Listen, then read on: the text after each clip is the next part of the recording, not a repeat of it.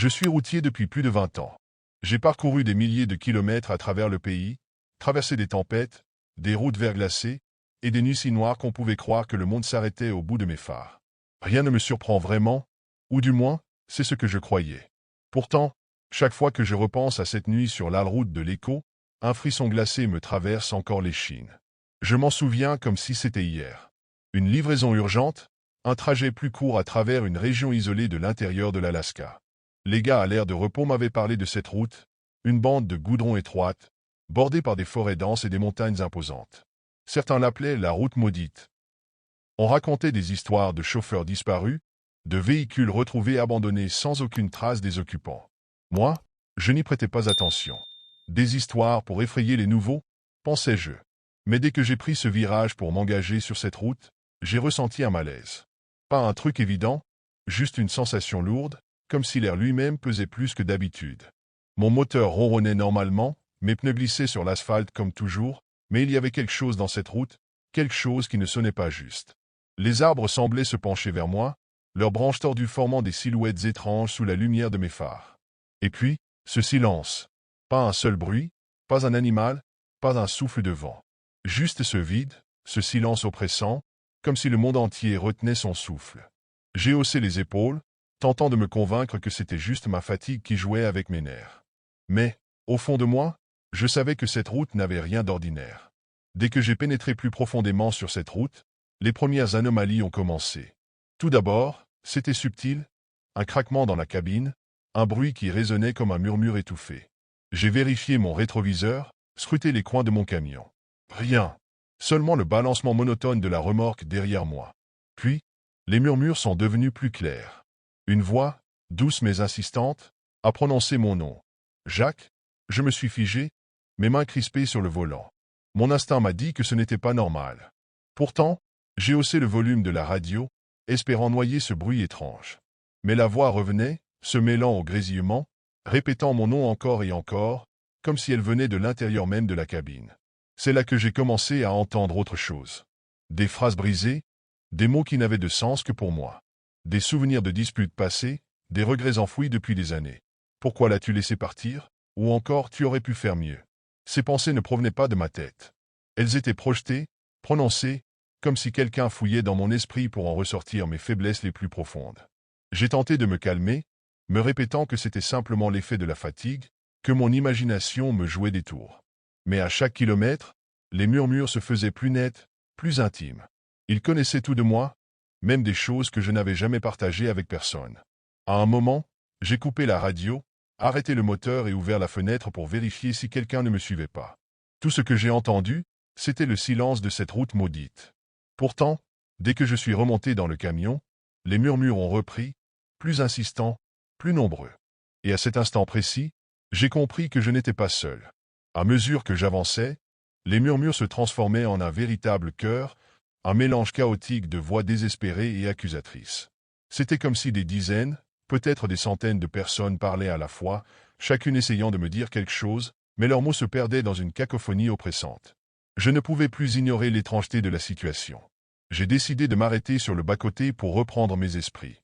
En sortant de la cabine, j'ai remarqué quelque chose d'étrange. La route semblait différente de ce que j'avais vu en m'engageant dessus. Les lignes blanches étaient délavées, comme si elles n'avaient pas été repeintes depuis des décennies.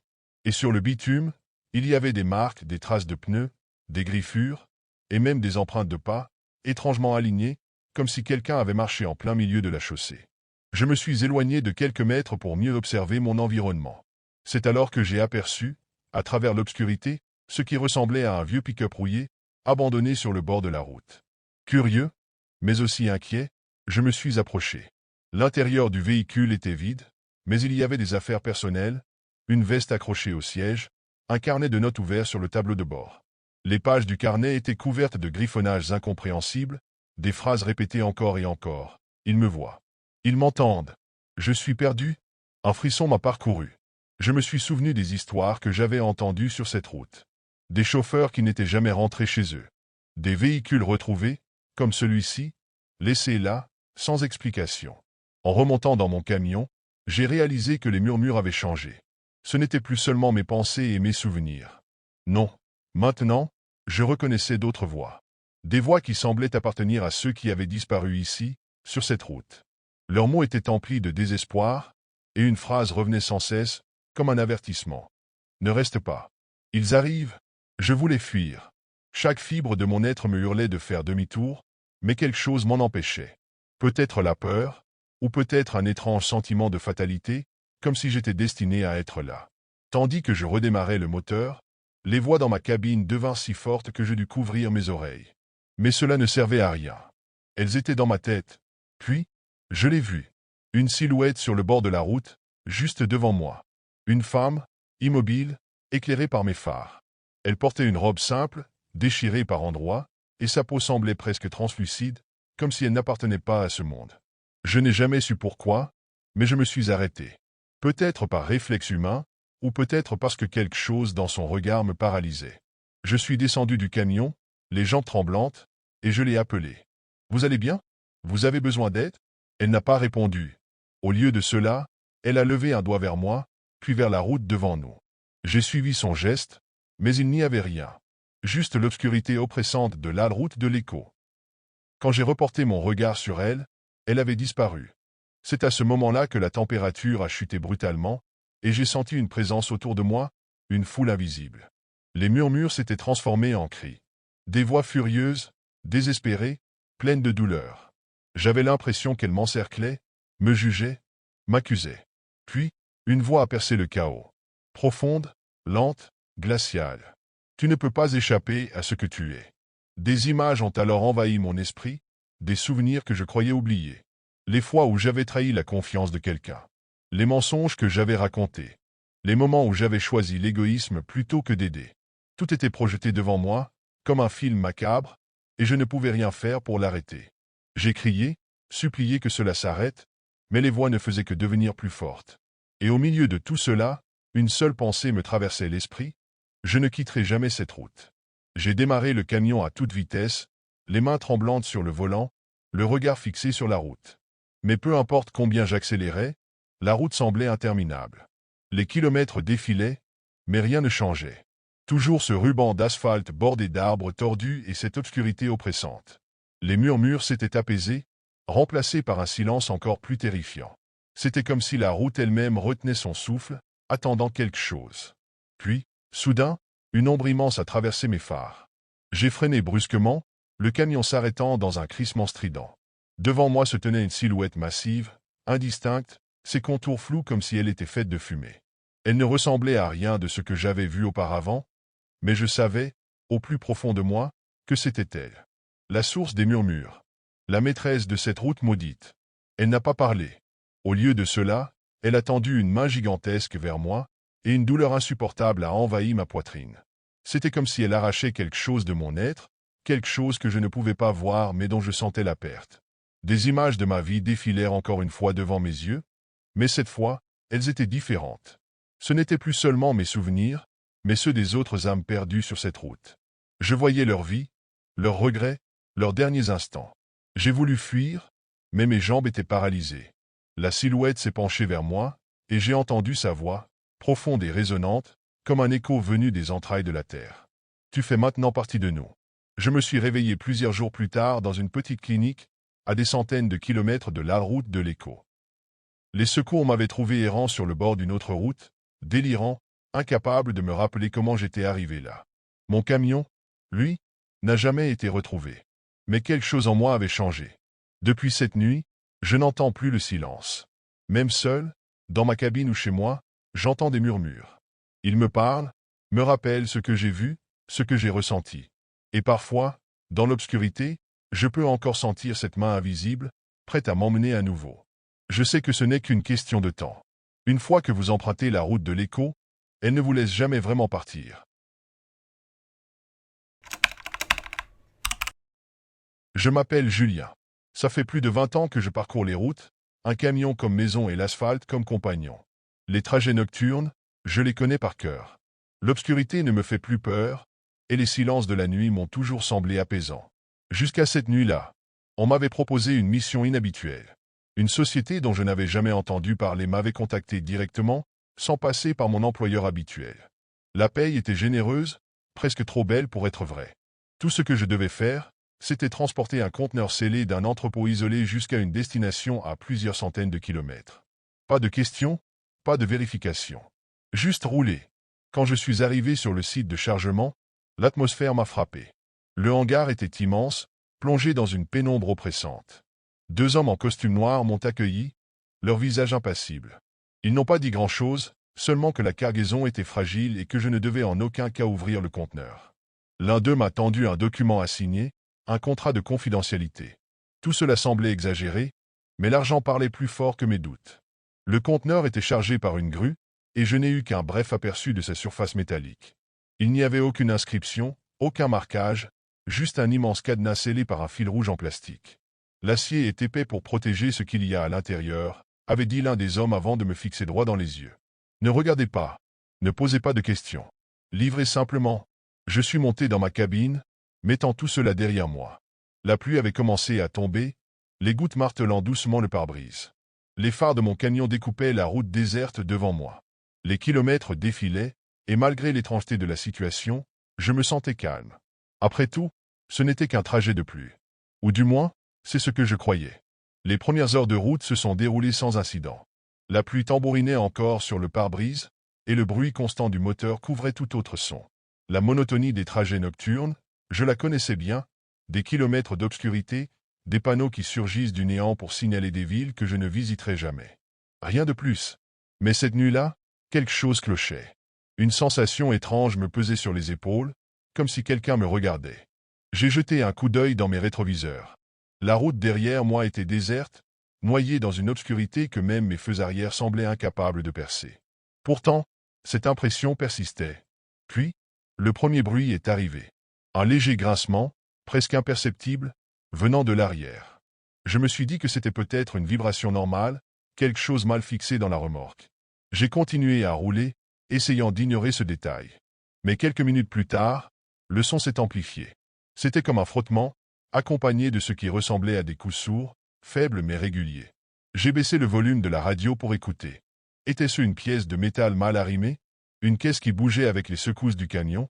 Impossible. Le conteneur était scellé, et les hommes en noir avaient insisté sur le fait que tout était sécurisé. Le bruit a recommencé, plus fort cette fois. Une série de coups, comme si quelque chose, quelqu'un, à l'intérieur, essayait de se manifester. Mon estomac s'est noué.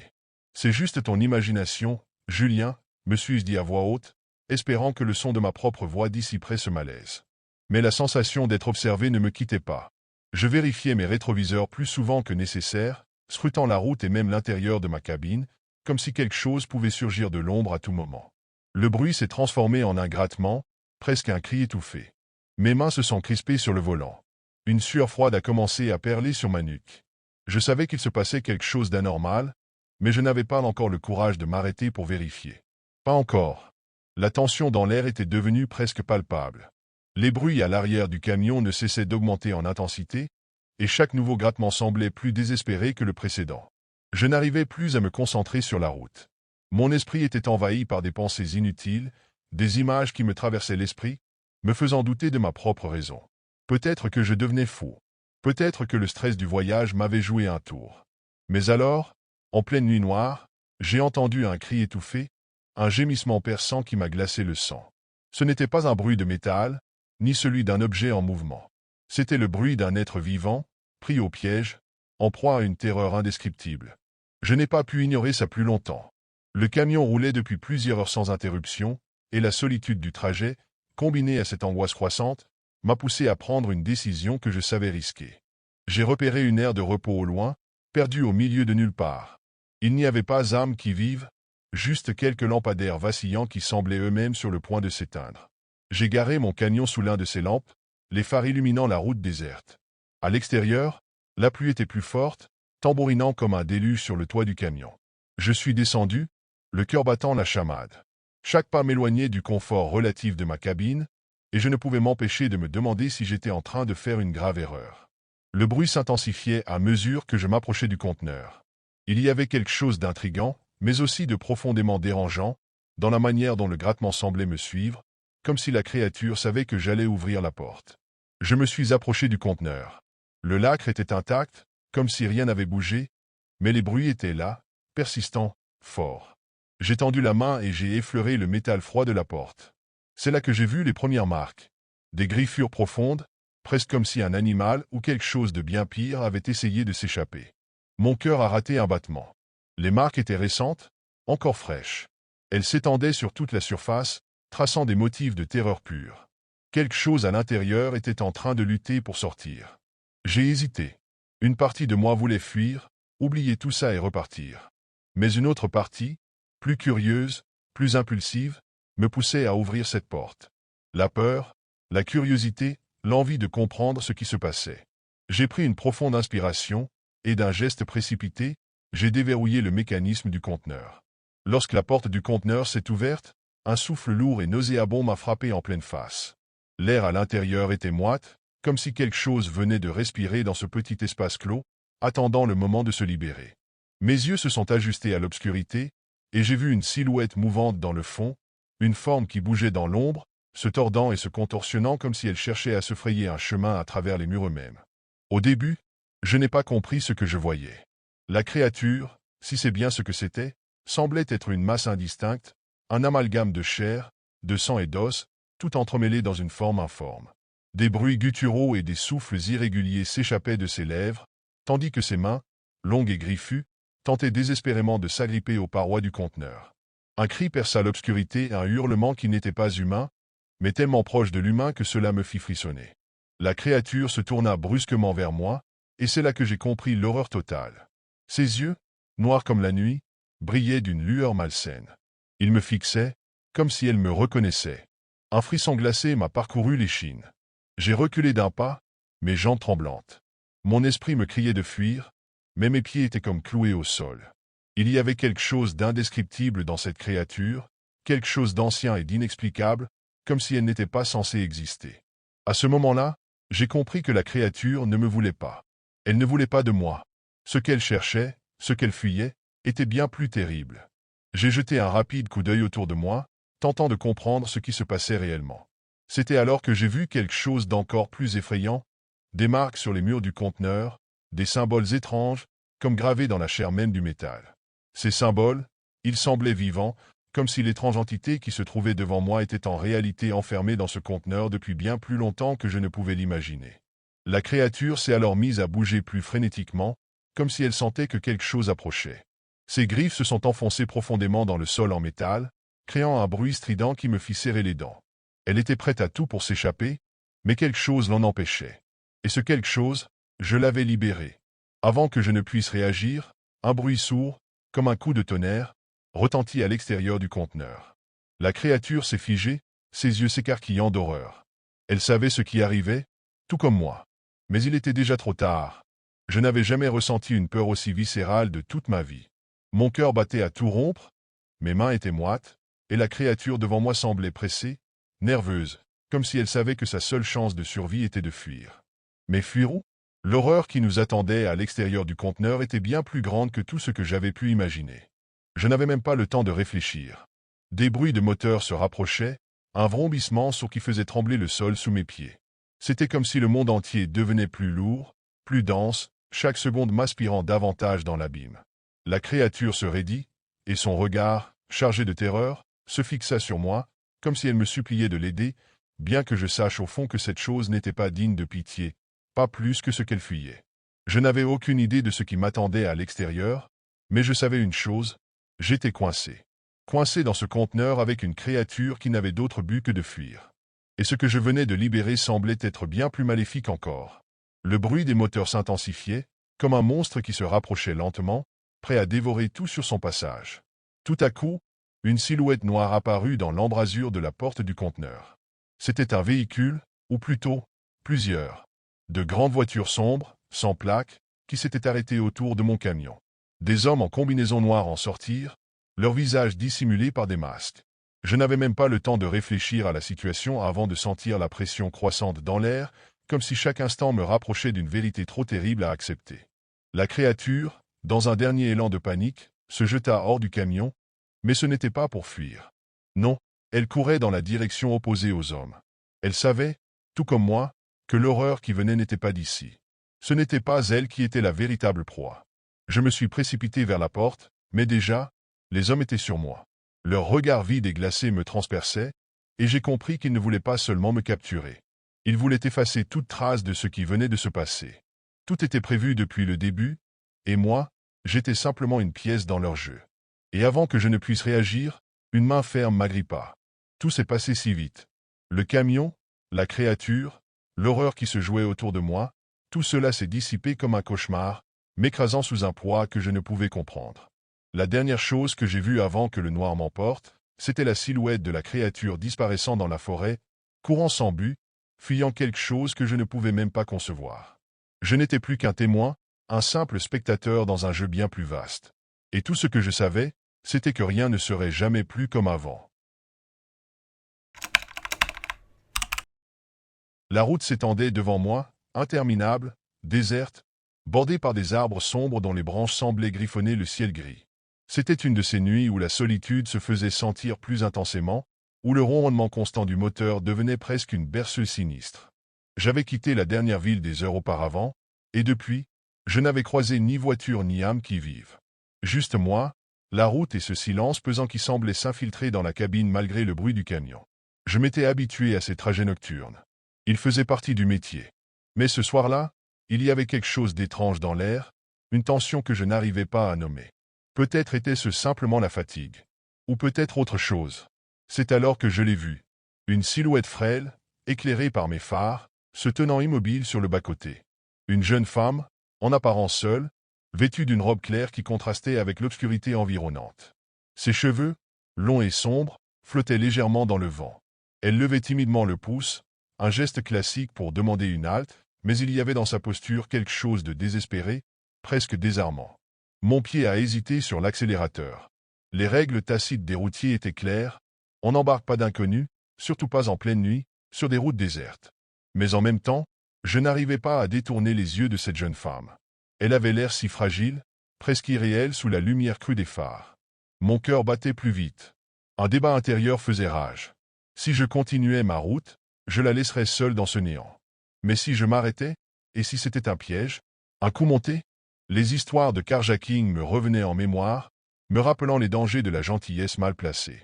Pourtant, quelque chose dans son regard ou ce que j'avais cru percevoir à cette distance m'a convaincu. Dans un soupir, j'ai ralenti, tiré sur le frein et arrêté le camion à quelques mètres d'elle. Mon intuition me disait que je venais de faire une erreur, mais il était trop tard pour reculer. Lorsqu'elle s'approcha de la cabine, je pus enfin voir son visage. Elle semblait jeune, à peine dans la vingtaine, avec des traits délicats et une pâleur étrange, comme si elle n'avait pas vu le soleil depuis des semaines. Ses yeux, sombres et profonds, avaient une lueur indéchiffrable, une sorte de tristesse insondable qui me fit frissonner. Elle portait une robe simple, usée, qui flottait légèrement dans la brise nocturne. J'abaissai la vitre du côté passager et demandai, un peu nerveux. « Vous allez où ?» Elle hésita un instant avant de répondre d'une voix douce, presque un murmure. Plus loin, juste après la vieille voie ferrée. Son ton me parut étrange, mais je ne posai pas de questions. Je déverrouillai la portière et elle monta sans un mot de plus, s'installant sur le siège passager. Lorsqu'elle ferma la porte, un courant d'air glacial sembla envahir la cabine, me donnant la chair de poule. Je jetai un regard vers elle, mais elle fixait la route devant nous, immobile, ses mains croisées sur ses genoux. Je tentai d'engager la conversation pour briser le silence oppressant. « Vous étiez là depuis longtemps ?» Elle tourna légèrement la tête vers moi, sans me regarder directement, et répondit simplement. « Assez. » Son ton était neutre, presque détaché. Pas un mot de plus, pas de détails.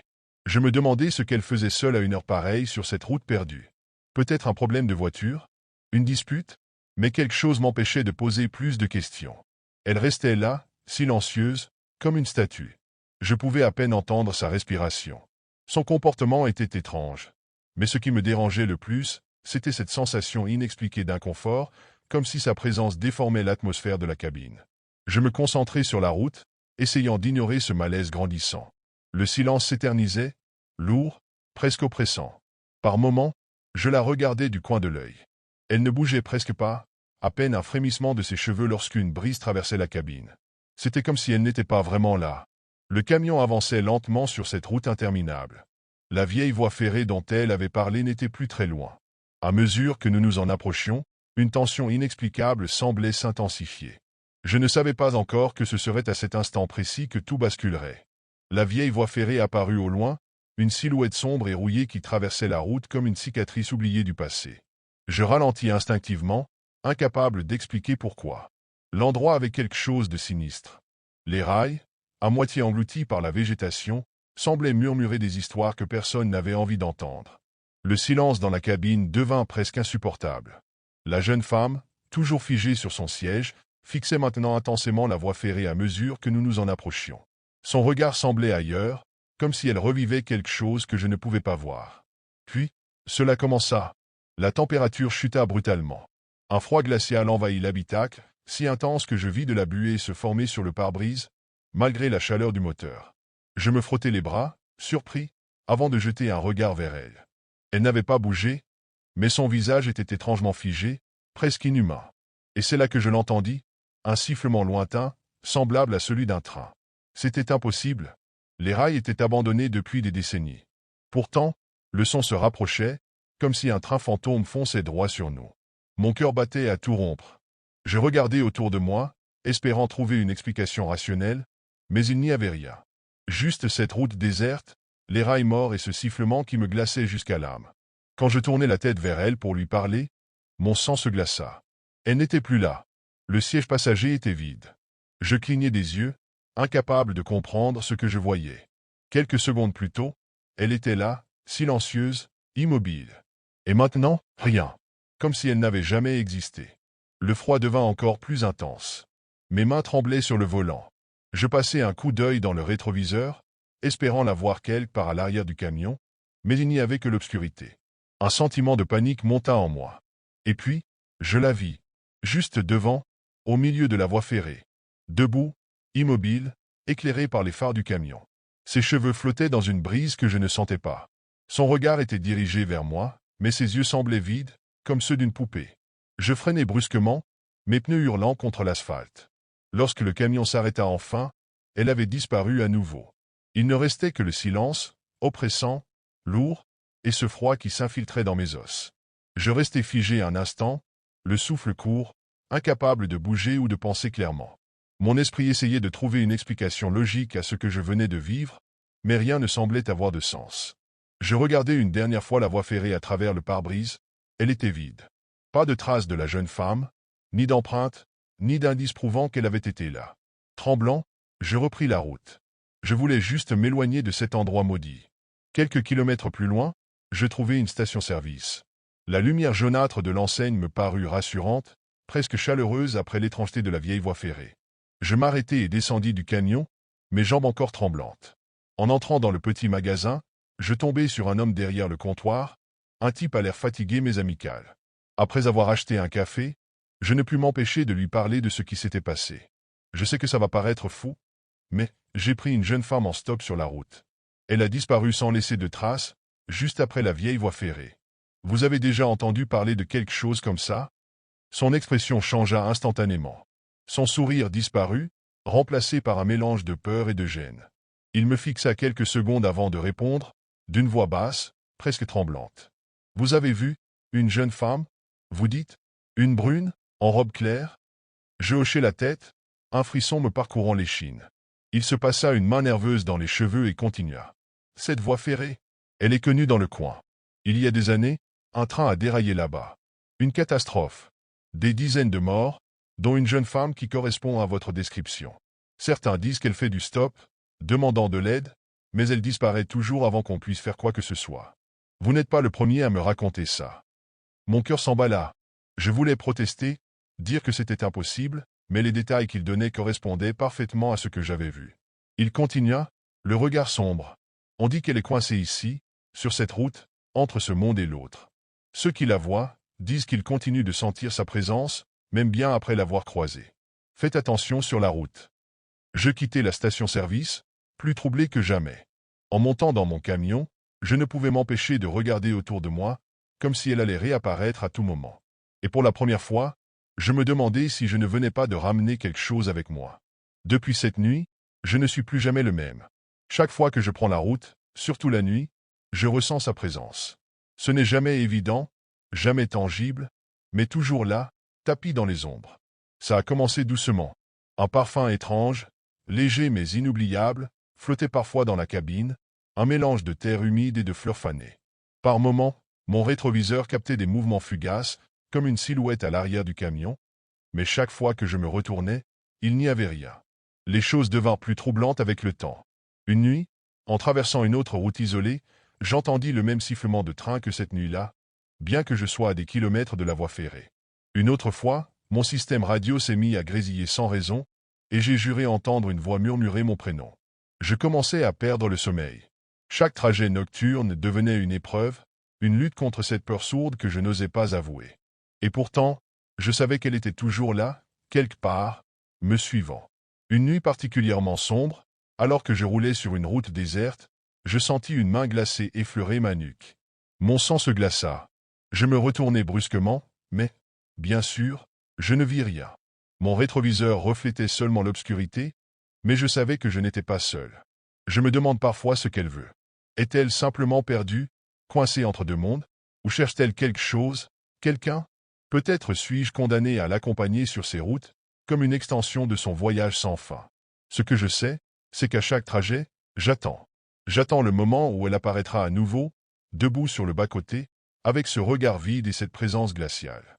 Peut-être qu'un jour, elle me prendra avec elle, et alors, je disparaîtrai à mon tour, comme elle l'a fait cette nuit-là.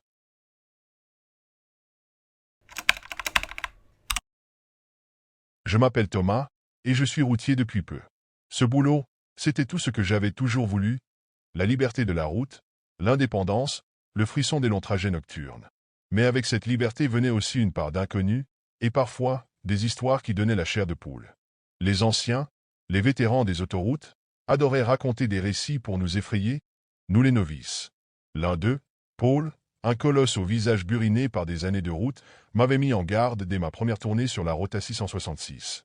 Cette route légendaire traversait une région isolée, presque oubliée du monde. Il avait parlé d'un parking en particulier, un petit terrain à peine éclairé, perdu entre des arbres sinistres. « Ne t'arrête jamais là pour dormir », m'avait-il dit avec une gravité inhabituelle. Ceux qui l'ont fait ne se sont jamais réveillés. Les autres autour de nous avaient ri nerveusement, mais Paul, lui, ne souriait pas. Il m'avait fixé droit dans les yeux, comme s'il voulait s'assurer que j'avais compris. J'avais haussé les épaules, trouvant son histoire exagérée. Les légendes de routiers, c'était souvent des contes pour passer le temps. Mais quelque chose dans son regard m'avait troublé, un mélange de peur et de certitude. Pourtant, je m'étais dit que je ne devais pas y prêter attention. Après tout, ce genre de récit était monnaie courante sur les routes. Quelques jours plus tard, j'étais sur la fameuse Rota 666, mon GPS clignotant avec insistance, me signalant une aire de repos à quelques kilomètres. Le nom m'était familier. C'était ce fameux parking dont Paul avait parlé. J'étais fatigué, les paupières lourdes, et l'idée de m'arrêter pour quelques heures me semblait irrésistible. Les mots de Paul résonnaient dans ma tête. Mais que risquais-je vraiment?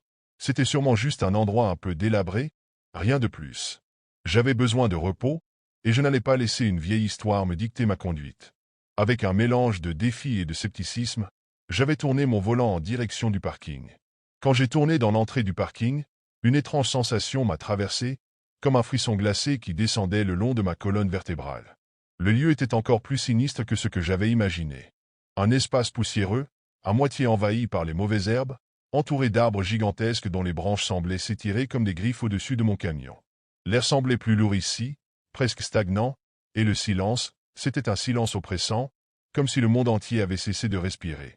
Je me suis garé près de l'une des rares lampes de rue encore debout, mais même cette lumière vacillait, projetant des ombres étranges sur mon pare-brise. Tout semblait figé dans le temps, comme si ce lieu avait été abandonné depuis des décennies. Pourtant, il y avait des traces récentes de pneus sur le sol poussiéreux. Quelqu'un d'autre avait dû s'arrêter ici avant moi. En coupant le moteur, j'ai ressenti une vague de soulagement. L'idée de m'allonger sur la couchette à l'arrière devenait de plus en plus tentante. Mais alors que je préparais mon espace pour dormir, les mots de Paul me sont revenus en tête. Ceux qui l'ont fait ne se sont jamais réveillés. Je me suis surpris à sourire nerveusement. C'était ridicule. Ce n'était qu'un parking, un endroit comme un autre. Peut-être un peu plus isolé, mais certainement pas maudit. Je me suis allongé, essayant d'ignorer cette boule d'anxiété qui grandissait dans mon estomac. Alors que je tirais ma couverture, j'ai remarqué que tout semblait anormalement silencieux. Pas de bruissement dans les arbres, pas de cris d'oiseaux nocturnes, même le vent semblait éviter cet endroit. J'ai fermé les yeux, me forçant à respirer lentement. Mais malgré ma fatigue, je n'arrivais pas à trouver le sommeil. 1 heure, peut-être 2, ont passé. Puis, un léger bruit a rompu le silence. C'était si subtil que j'ai d'abord pensé l'avoir imaginé. Mais il est revenu, plus net cette fois, un pas, quelque part dehors, comme si quelqu'un marchait lentement autour de mon camion. Mon cœur s'est mis à battre plus vite, et j'ai tendu l'oreille, retenant ma respiration. C'est sûrement un animal, me suis-je murmuré. Pourtant, les pas continuaient, réguliers, et ils n'avaient rien de naturel. Les pas s'arrêtaient parfois, juste assez longtemps pour me donner l'espoir que tout cela n'était qu'un produit de mon imagination. Mais à chaque fois, ils reprenaient, tournant autour du camion avec une lenteur presque méthodique. J'étais paralysé, incapable de bouger ou même d'attraper ma lampe de poche posée à côté de moi. Puis, un autre bruit est apparu, bien plus dérangeant, des rires. Pas des rires normaux, mais des rires enfantins, aigus, qui semblaient venir de plusieurs voix à la fois.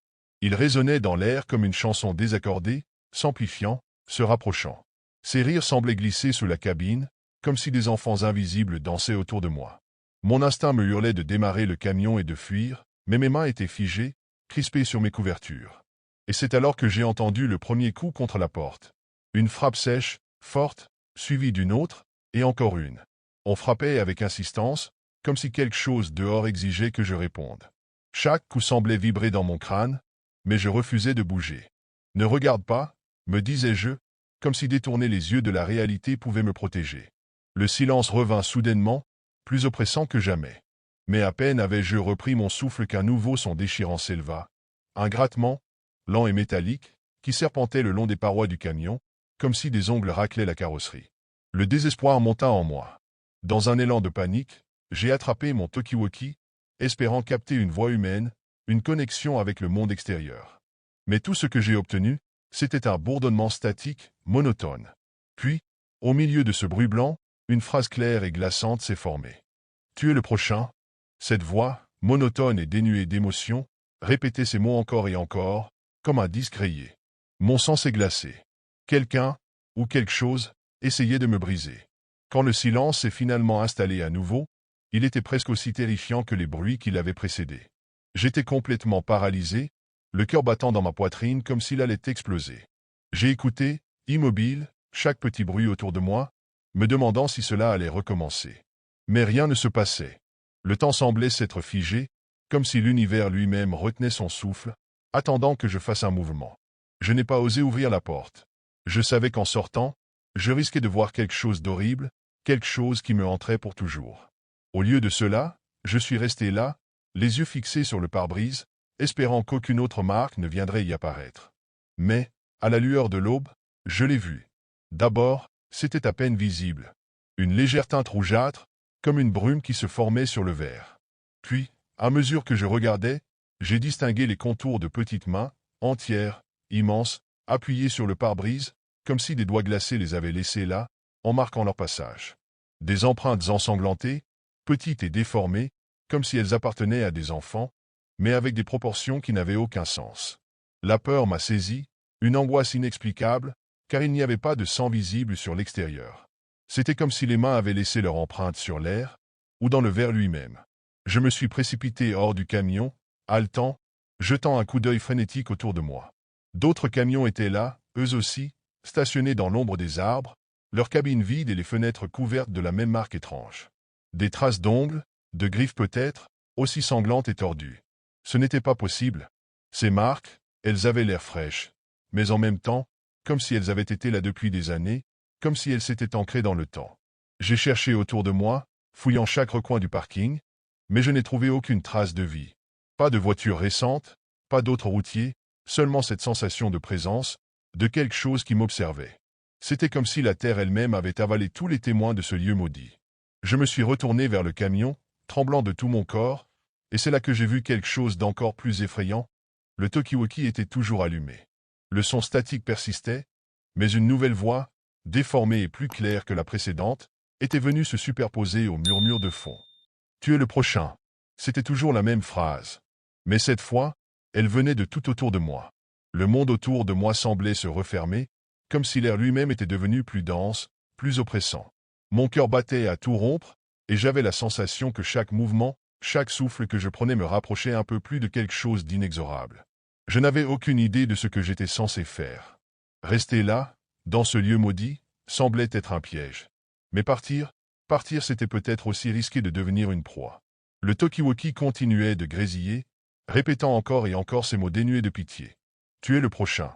Chaque mot était une lame de glace qui s'enfonçait dans ma chair. Je n'étais plus moi-même, juste un être figé dans l'angoisse, piégé dans un endroit où le temps ne semblait plus avoir de sens. D'un coup, l'instinct de survie m'a repris. Il n'y avait pas de choix. Je ne pouvais pas rester là une seconde de plus. J'ai monté en vitesse le camion, balayant d'un regard terrifié les alentours, espérant apercevoir quelque chose qui m'assure que je n'étais pas seul. Mais le parking restait silencieux, trop silencieux. J'ai démarré d'un coup sec, les pneus crissant sur le sol poussiéreux. Le moteur ronronnait comme un monstre prêt à s'échapper. J'ai jeté un dernier regard dans le rétroviseur, et c'est alors que je l'ai vu. Il y avait quelque chose qui courait derrière moi. Une silhouette floue, une ombre rapide comme l'éclair, quelque chose d'humanoïde mais terriblement déformé. Ça n'avait pas de visage, pas de traits distincts, juste une masse noire se déplaçant à une vitesse surnaturelle. Je n'ai pas osé en voir plus, j'ai accéléré, enfonçant le pied sur l'accélérateur comme si ma vie en dépendait. J'ai roulé pendant des kilomètres, sans m'arrêter, mes yeux fixés sur la route déserte devant moi. Chaque mètre parcouru semblait me rapprocher de la sécurité, mais quelque chose me disait que, peu importe où je serais, il serait toujours là. La peur était désormais une compagne indissociable. La voix dans le talkie-walkie, quant à elle, n'avait pas cessé. Elle m'accompagnait partout, me harcelant avec ses mots simples et glaçants. Tu es le prochain. Et je savais au fond de moi que je ne pouvais pas fuir ce qui m'attendait. Parce qu'il n'y avait pas d'échappatoire à la malédiction de ce parking. Je suis chauffeur routier depuis plus de 15 ans, et je pensais avoir tout vu sur les routes. Des tempêtes qui transforment l'asphalte en rivière, des créatures sauvages surgissant des buissons, même des automobilistes en pleine crise de rage. Mais rien, absolument rien, ne m'avait préparé à cette nuit étrange dans le désert du Nouveau-Mexique. Il était près de minuit. La route s'étirait devant moi, droite comme une flèche, bordée par des étendues de sable et des buissons desséchés. Le silence était presque oppressant, brisé seulement par le ronronnement du moteur de mon camion et le souffle occasionnel du vent. J'étais fatigué mais concentré, comme toujours pendant ces longues traversées nocturnes. C'est alors que je l'ai vue. Une silhouette humaine, immobile, debout sur le bas-côté. Elle était éclairée par mes phares, et pourtant, quelque chose clochait. Au début, je pensais qu'il s'agissait d'un autostoppeur ou d'un voyageur en détresse, mais plus je m'approchais, plus l'étrangeté de la scène me frappait. La personne, si c'était bien une personne, portait des vêtements simples, un pantalon et une chemise qui flottaient légèrement dans le vent. Mais ce n'est qu'en m'approchant à quelques mètres que mon cœur s'est figé. Son visage, il n'y avait rien. Pas d'yeux, pas de nez, pas de bouche. Juste une surface lisse et pâle, comme si quelqu'un avait effacé ses traits avec une gomme. J'ai ralenti, incapable de détacher mon regard de cette apparition. Elle ne bougeait pas, ne faisait aucun geste pour demander de l'aide. Elle se contentait de rester là, tournée vers moi, ou du moins, c'est ce que je croyais, puisqu'elle n'avait aucun visage pour me fixer. Un frisson glacial m'a parcouru l'échine. Instinctivement, j'ai appuyé sur l'accélérateur pour m'éloigner le plus vite possible. Mon camion a rugi, et la silhouette a disparu dans l'obscurité de mes rétroviseurs. Mais l'image de ce visage, ou plutôt de son absence, est restée gravée dans mon esprit, comme une brûlure que je ne pouvais apaiser. À ce moment-là, je me suis convaincu que la fatigue me jouait des tours. Mais au fond de moi, je savais que ce n'était pas un simple mirage. Au lever du jour, je me suis arrêté dans une station-service isolée au milieu du désert. Ce genre d'endroit où le temps semble s'être figé, avec une vieille pompe à essence qui grince à chaque utilisation et un petit magasin poussiéreux tenu par un homme qui avait l'air d'avoir vécu là toute sa vie. Je suis descendu de mon camion, encore hanté par ce que j'avais vu pendant la nuit. Je me disais que parler à quelqu'un pourrait m'aider à remettre les idées en place, à rationaliser tout ça.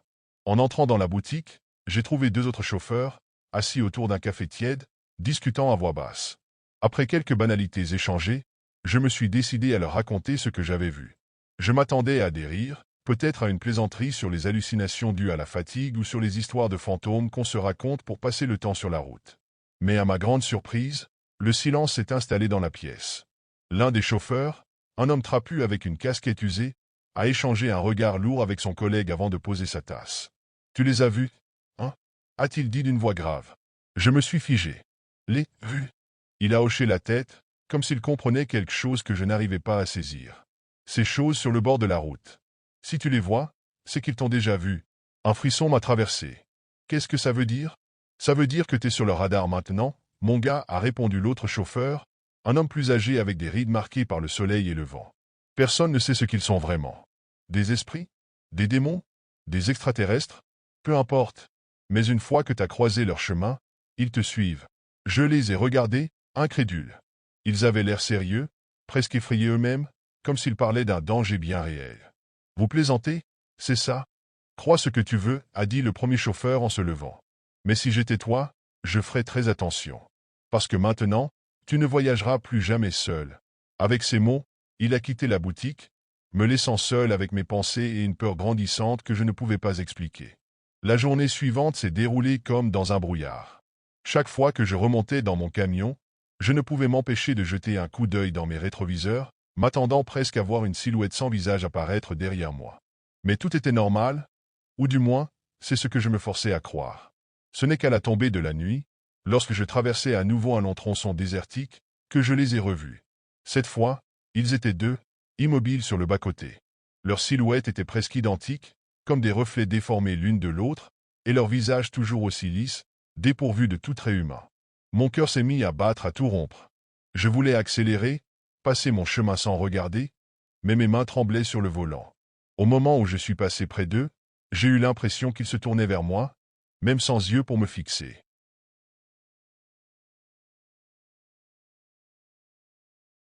J'ai continué à conduire, le souffle court, espérant que c'était la fin. Mais ce n'était que le début. Quelques kilomètres plus loin, une troisième silhouette est apparue, debout au milieu de la route cette fois. Je n'ai pas eu le choix, j'ai freiné brusquement, mes pneus crissant sur l'asphalte. La lumière de mes phares éclairait directement cette chose. Elle ne bougeait pas, ne montrait aucun signe de vie. Dans un mélange de panique et de curiosité, j'ai attrapé mon téléphone pour prendre une photo. Mais quand j'ai regardé l'écran, l'image était vide. Rien, juste la route et le désert autour. Je me suis retourné vers le pare-brise. La silhouette avait disparu. C'est à ce moment-là que j'ai entendu un bruit survenant de l'arrière de mon camion. Comme si quelque chose ou quelqu'un s'y était introduit. Mon sang s'est glacé. J'ai arrêté le véhicule sur le bas-côté, pris une lampe de poche, et je suis sorti pour vérifier. En ouvrant la porte de la remorque, j'ai découvert qu'elle était vide. Mais la sensation d'être observé était si forte que je pouvais presque sentir un regard perçant sur ma nuque. Tremblant, je suis remonté dans la cabine et j'ai verrouillé les portes. La route semblait interminable cette nuit-là, et j'avais l'impression que ces figures étaient partout, se matérialisant dès que je regardais ailleurs. Ce n'était plus une simple coïncidence. Elles me suivaient, et elles ne comptaient pas s'arrêter. Après cette nuit-là, ma vie sur la route a changé. Chaque trajet, chaque kilomètre parcouru, était empreint d'une tension insupportable. Je savais qu'elles étaient là, qu'elles me suivaient, et qu'il était inutile de tenter de leur échapper. Les apparitions sont devenues plus fréquentes et plus audacieuses. Elles ne se contentaient plus de rester sur le bord de la route ou derrière mon camion. Elles commençaient à surgir directement devant moi, me forçant à freiner brutalement pour éviter de les percuter. À chaque fois, elles disparaissaient avant que je puisse descendre ou les confronter. Puis, les choses ont empiré. Une nuit, alors que je traversais une zone encore plus reculée, j'ai senti un poids sur le siège passager. J'ai tourné la tête lentement, le cœur battant à tout rompre. Une silhouette sans visage était assise là, immobile, comme si elle avait toujours été là. Je me suis figé, incapable de bouger ou de parler. Pendant une éternité, nous sommes restés ainsi, moi à fixer cet être sans trait, et lui ou elle a simplement existé. Finalement, j'ai crié, frappant le volant dans un élan de panique. En un clin d'œil, la silhouette avait disparu. Mais ce n'était pas fini.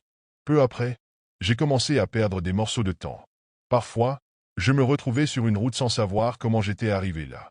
Mon GPS affichait des itinéraires incohérents, et je recevais des appels de mes clients, furieux que je sois en retard ou que je me sois trompé de destination. Mes nuits étaient hantées par des cauchemars si réalistes qu'il devenait impossible de distinguer le rêve de la réalité. Dans ces rêves, elles m'entouraient, silencieuses, leurs visages lisses se tournant vers moi comme si elles attendaient quelque chose. Je me réveillais toujours en sueur, avec une certitude grandissante, elles ne se contentaient pas de me suivre. Elles cherchaient à m'attirer quelque part. Malgré ma peur, j'ai continué à conduire. J'avais besoin de ce travail, mais chaque voyage devenait un supplice. Le sentiment de n'être jamais seul, que ces êtres étaient toujours là, quelque part dans l'ombre, me rongeait lentement. C'était comme si elle me traquait, patiente, attendant le bon moment pour frapper. La nuit où tout a basculé reste gravée dans ma mémoire comme un cauchemar éveillé. J'avais accepté une livraison urgente qui me forçait à traverser une portion encore plus isolée du désert. La route était noire comme de l'encre, et seul le faisceau de mes phares illuminait les environs. Le silence pesait lourd, et l'air semblait chargé d'électricité, comme avant une tempête. C'est alors que je les ai vus. Pas une ou deux, mais des dizaines, alignés de chaque côté de la route. Leurs silhouettes immobiles formaient une haie sinistre, leurs visages toujours aussi lisses, tournés vers mon camion. Mon estomac s'est noué, et j'ai senti mes mains se crisper sur le volant. J'ai accéléré, décidé à les ignorer, à les laisser derrière moi. Mais plus j'avançais, plus elles se rapprochaient, leur corps se tenant maintenant sur la chaussée, m'obligeant à ralentir. Leur présence était oppressante, irréelle. J'avais l'impression qu'elles communiquaient entre elles, sans un mot, sans un geste. Quand j'ai atteint un virage serré, tout s'est passé très vite. Une des figures est apparue directement devant moi, au milieu de la route. J'ai tourné le volant brusquement pour l'éviter, et mon camion a quitté l'asphalte, s'enfonçant dans le sable avec un choc sourd. Le moteur s'est arrêté, me laissant dans une obscurité totale. Mon cœur battait si fort que je pouvais l'entendre résonner dans mes oreilles. J'ai allumé ma lampe de poche, la main tremblante, et j'ai regardé autour de moi. Elles étaient là, formant un cercle parfait autour du camion. C'est alors que j'ai entendu un bruit, un grattement faible mais distinct, venant de l'extérieur de ma cabine. Puis un autre, sur la portière opposée. Elles tentaient d'entrer. J'ai verrouillé les portes, priant pour que cela suffise. Mais les grattements se sont transformés en coups sourds, comme si elles forçaient leur chemin. J'ai crié, suppliant qu'elles me laissent tranquille, mais elles ne répondaient pas. Et comment auraient-elles pu, sans bouche pour parler, au moment où je pensais que tout était fini, une lumière vive a illuminé la scène. Un autre camion, venant dans ma direction, s'était arrêté en voyant ma situation. Les figures ont disparu en un instant, comme si elles n'avaient jamais été là. Le chauffeur qui m'a secouru m'a aidé à remettre mon camion sur la route. Je n'ai pas osé lui parler de ce que j'avais vu, de peur qu'il me prenne pour un fou. Depuis cette nuit, je n'ai plus jamais croisé ces entités, mais leur souvenir me hante encore. Je ne sais pas ce qu'elles voulaient, ni pourquoi elles m'ont choisi. Tout ce que je sais, c'est qu'à chaque trajet nocturne, je ne peux m'empêcher de scruter les bas-côtés, redoutant le moment où je les reverrai, immobiles, m'attendant dans l'ombre. Je roulais depuis plusieurs heures, les essuie-glaces battant furieusement contre le pare-brise, incapable de suivre le rythme de la pluie torrentielle. La route était déserte, à peine éclairée par les phares de mon camion, et le grondement distant du tonnerre ajoutait une étrange tension à cette nuit déjà sombre. Je n'aimais pas conduire sous la pluie, mais le travail ne pouvait attendre. Pour briser le silence pesant, j'avais allumé mon CB. Habituellement, les conversations entre camionneurs étaient un mélange de blagues et d'informations sur l'état des routes, mais cette nuit-là, tout était étrangement calme. Peut-être que j'étais seul sur cette portion de route. C'est alors que je l'ai entendu. Une voix brisée, tremblante, surgissant soudainement des haut-parleurs. « Il faut m'aider. Ils arrivent. Ils viennent de la forêt. » J'ai instinctivement baissé le volume de la radio pour mieux écouter. La voix, celle d'un homme, semblait terrifiée, presque hystérique. Il répétait des phrases incohérentes, mêlant des appels à l'aide à des avertissements incompréhensibles. « Et, ici Camion 14, vous m'entendez? Qu'est-ce qui se passe? Où êtes-vous » ai-je répondu, mon cœur battant un peu plus vite. Il y a eu un grésillement, puis un silence. Puis la voix est revenue, plus forte cette fois, mais toujours entrecoupée. « Je suis sur kilomètre 232, mon camion est en panne, ils arrivent, de la forêt. » Je me suis penché sur le volant, cherchant désespérément des panneaux indicateurs. Kilomètre 232. Je n'étais pas loin. L'angoisse dans sa voix était contagieuse, et une part de moi voulait juste continuer ma route. Mais quelque chose, peut-être ma conscience ou ma curiosité, m'a poussé à ralentir. La pluie redoublait d'intensité alors que je tournais mon regard vers la bordure de la route. À ce moment-là, je n'avais aucune idée que cette décision allait changer le cours de ma nuit et de ma vie. J'avais parcouru quelques kilomètres depuis le premier appel, mes phares scrutant sans relâche la route noyée par la pluie. Le vent s'était intensifié, soufflant par rafales, et les arbres bordant l'asphalte semblaient se tordre sous sa force. Chaque fois que je pensais apercevoir quelque chose dans l'obscurité, ce n'était qu'une ombre projetée par le jeu des lumières et de la tempête. Pourtant, une étrange sensation persistait, comme si quelque chose guettait au-delà de ce que je pouvais voir. Puis je l'ai aperçu. Un camion arrêté sur le bas-côté, ses feux de détresse clignotant faiblement dans la nuit. Le véhicule paraissait presque abandonné, comme une carcasse oubliée sous la pluie battante. J'ai ralenti et me suis arrêté à quelques mètres. Ici camion 14, je crois que je vous l'ai trouvé, dis-je dans mon CB, tout en scrutant les environs. Mais la radio ne répondit que par un grésillement désagréable. Je suis sorti de mon camion, mon imperméable ne me protégeant qu'à peine de la pluie glacée qui me transperçait. Je m'approchai du camion arrêté, mon instinct criant que quelque chose n'allait pas. La cabine était grande ouverte, et les premières choses que j'ai remarquées furent les longues marques de griffures sur la porte. Elles étaient profondes, irrégulières, comme si un animal gigantesque s'était acharné dessus. En montant sur le marchepied pour jeter un coup d'œil à l'intérieur, mon estomac s'est noué. Des papiers étaient éparpillés sur le sol, une flaque de ce qui ressemblait à du sang séché maculait le siège conducteur, et un sac à dos renversé vomissait son contenu dans le coin. Mais il n'y avait personne. Le poste CB, pourtant, était toujours allumé. La lumière verte clignotait faiblement, mais aucune voix ne venait briser le silence, seulement un bourdonnement presque imperceptible. Je me suis redressé, l'esprit en ébullition. Où était l'homme qui avait appelé? Pourquoi aurait-il laissé son camion dans cet état? Et surtout, qu'est-ce qui avait laissé ces marques étranges? Un craquement, presque inaudible, mais bien réel. Je me suis figé, tournant lentement la tête vers la forêt. Entre les troncs noirs et nus, j'ai cru apercevoir un mouvement. Une ombre rapide, insaisissable, qui se fondait dans l'obscurité. Mon cœur s'est mis à battre plus vite, et sans réfléchir, j'ai fait un pas en arrière.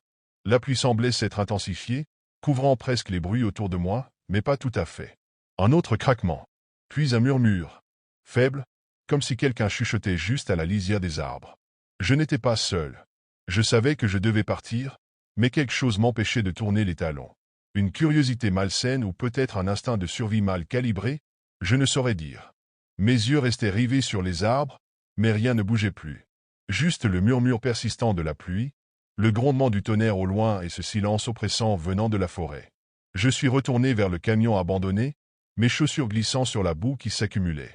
À l'intérieur, un objet a attiré mon attention. Un carnet, posé sur le tableau de bord.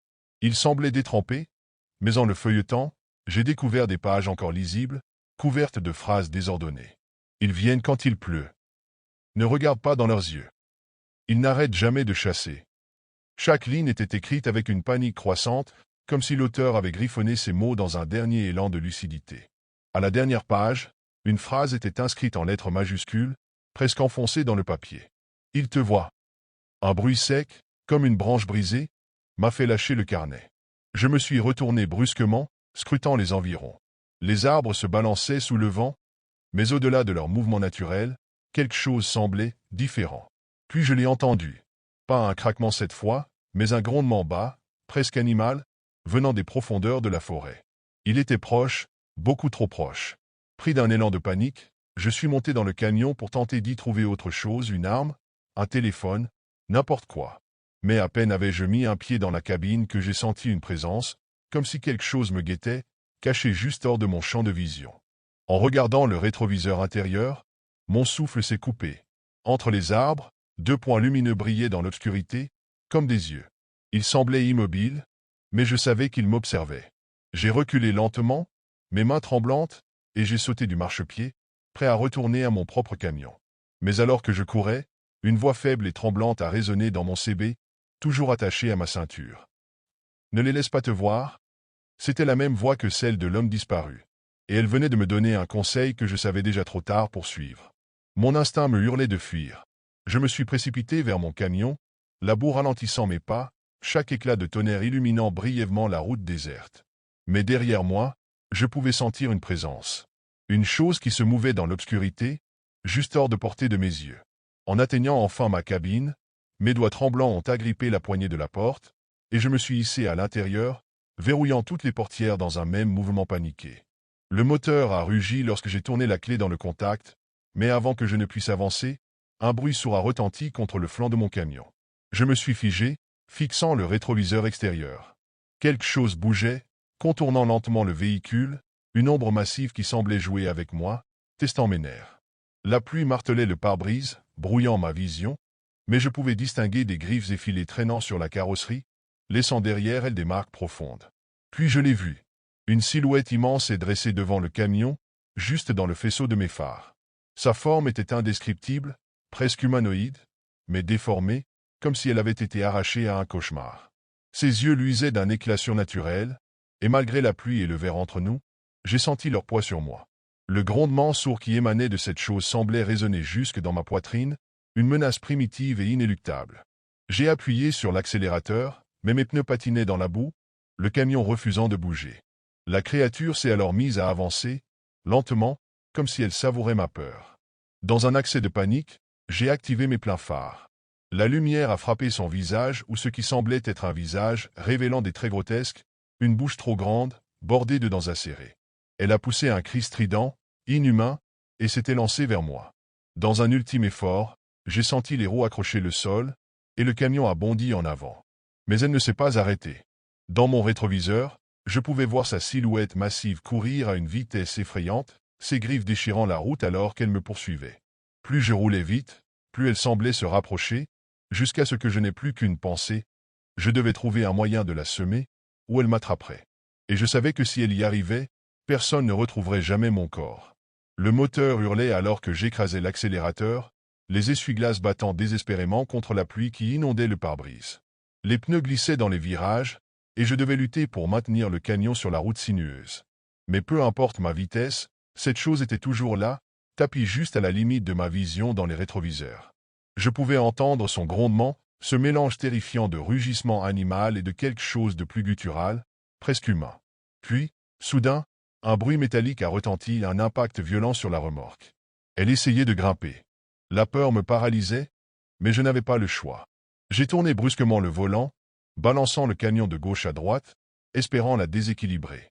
Chaque mouvement faisait trembler le véhicule, et j'entendais les griffes racler contre la carrosserie, cherchant une prise. Puis, un autre cri a résonné, cette fois plus proche, juste au-dessus de la cabine. Mon cœur battait si fort que j'avais l'impression qu'il allait exploser.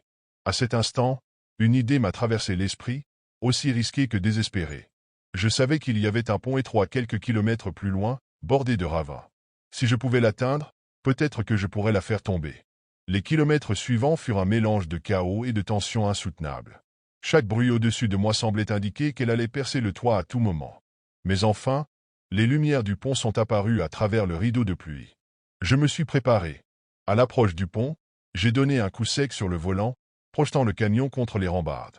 Un fracas métallique a retenti, et j'ai senti la remorque basculer légèrement. Puis un hurlement strident, cette fois de douleur, a transpercé l'air. La chose avait perdu son équilibre.